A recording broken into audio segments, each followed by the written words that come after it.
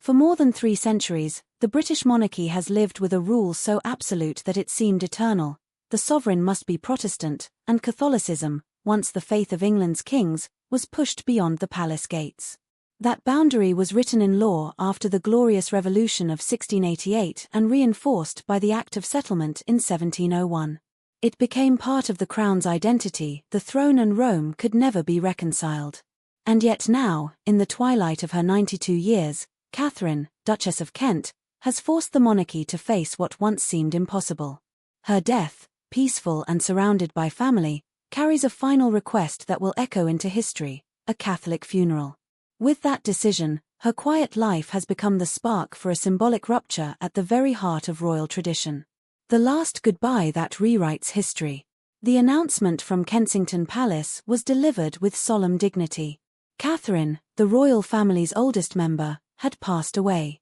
The palace emphasized her peaceful departure, but beneath the respectful tone lay a truth of extraordinary weight.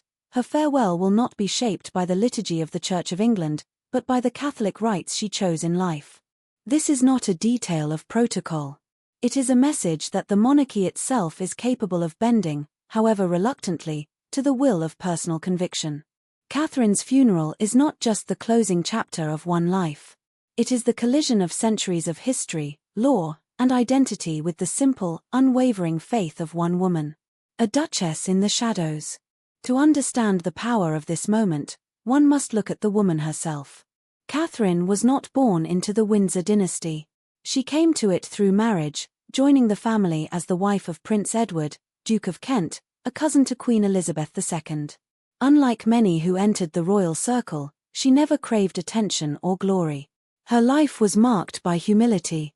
She supported charities, worked quietly in the arts, and, most famously, taught music in state schools under the plain name Mrs. Kent. Her students often had no idea that their teacher carried a royal title. For Catherine, service meant something beyond pageantry. It meant disappearing into the lives of others, giving without demanding recognition. But humility does not mean insignificance. In 1994, Catherine made a choice that would set her apart forever. She converted to Catholicism, becoming the first member of the royal family in more than 3 centuries to embrace Rome. For most of Britain, the news was a curious footnote.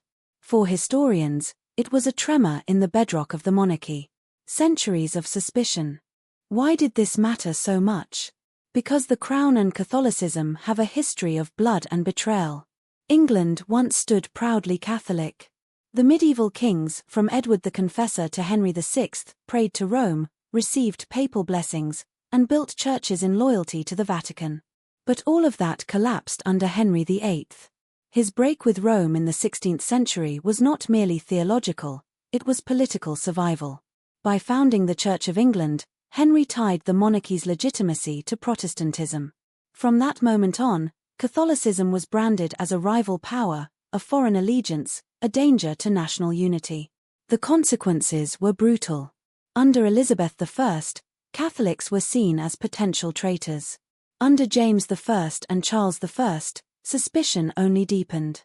The Gunpowder Plot of 1605, led by Catholic conspirators, sealed the association of Rome with treachery. By the time James II, himself a Catholic, ascended the throne in 1685, the nation's fears reached their breaking point. His attempt to promote Catholic rights triggered the Glorious Revolution of 1688. James was overthrown, exiled, and replaced by Protestant monarchs William and Mary. From that day, the law was merciless. The Act of Settlement 1701 declared that no Catholic could inherit the throne, nor could any heir marry a Catholic without losing their place in succession. For over 300 years, those rules remained. They were not just religious boundaries, they were the foundation of Britain's monarchy. And yet Catherine crossed them. Her conversion in 1994 was not illegal, she was far from the line of succession, but it was symbolically explosive. A Windsor embracing Catholicism was no longer treason. It was personal conviction. A personal faith, public consequences. Catherine never pretended her decision was political. When asked why she chose Rome, she answered with striking simplicity. She longed for structure, clarity, and certainty. I like to know what's expected of me. "I like being told, 'You shall go to church on Sunday,'" she once explained. Those words reveal not rebellion but a hunger for guidance. Yet in the palace, even the most personal choices reverberate. A duchess's conscience becomes history. A funeral becomes a statement. Her requiem will be the first Catholic funeral for a Windsor in over 300 years. It will be watched not just as a farewell but as a test. Can the monarchy, bound by centuries of Anglican loyalty, embrace the faith once cast as its greatest enemy? Charles and the Crown's dilemma. At the center of this drama stands King Charles III. For him, this is not an abstract issue. Catherine was his aunt, a woman he respected deeply. Yet as monarch, he carries the title of Supreme Governor of the Church of England, sworn to defend the Protestant faith. Approving a Catholic funeral under his reign is both an act of personal compassion and a statement of political symbolism. To some, Charles's decision proves that the monarchy can adapt. Britain is no longer a purely Anglican nation. Its people are diverse in faith and belief. By honoring Catherine's wishes, the king shows a monarchy willing to reflect the nation it serves. To others, however, the gesture feels dangerous. The Crown's identity has always been tied to Protestant exclusivity. If that boundary weakens, what remains of the institution's uniqueness? The wider family. Inside the family, Catherine's death is felt in quieter ways. She was not a constant presence on the balcony or in the spotlight, but she was respected as a woman of principle. Her marriage to the Duke of Kent endured decades of quiet loyalty. Her devotion to music was more than a hobby, it was her way of giving back. She supported charities not for recognition but because she believed service was duty. Her conversion, while private, became her defining mark. It is telling that in her final wish, she did not bend. She wanted a Catholic requiem, and the king will give her one. The arrangements are more than protocol. They are an acknowledgement of love, respect, and individuality inside a family often accused of crushing personal freedom beneath duty. The echo of history. Catherine's requiem will not be a revolution in law. The monarch must still remain Protestant. The heirs to the throne cannot convert. Succession rules remain intact. But in perception, the event is seismic. Compare it to Edward VIII, who in 1936 abdicated to marry Wallis Simpson. His personal choice tore the monarchy apart, leading to a constitutional crisis. Catherine's choice, by contrast, has not destroyed the monarchy. But it has forced it to stretch. It has created a moment where faith, long treated as an institutional threat, is instead honored as personal truth. This shift marks a new chapter.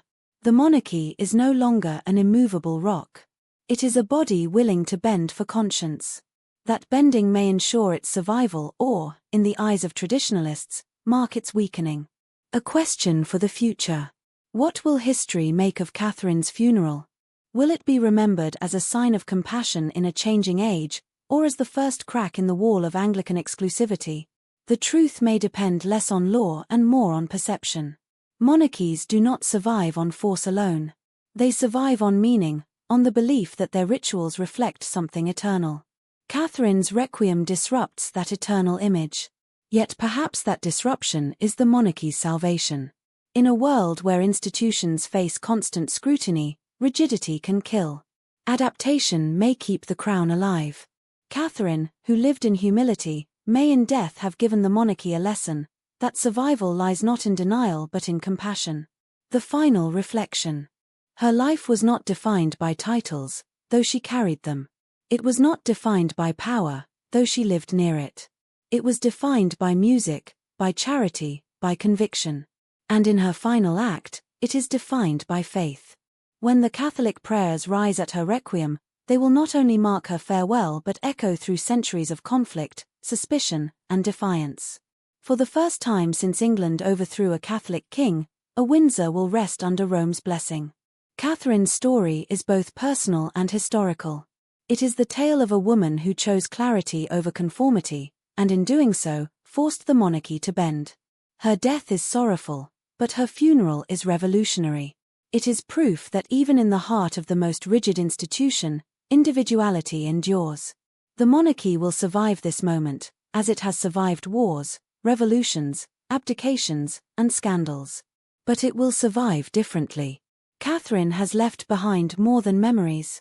She has left a crack of light in the wall of history, a reminder that conscience, even in Windsor, cannot be silenced.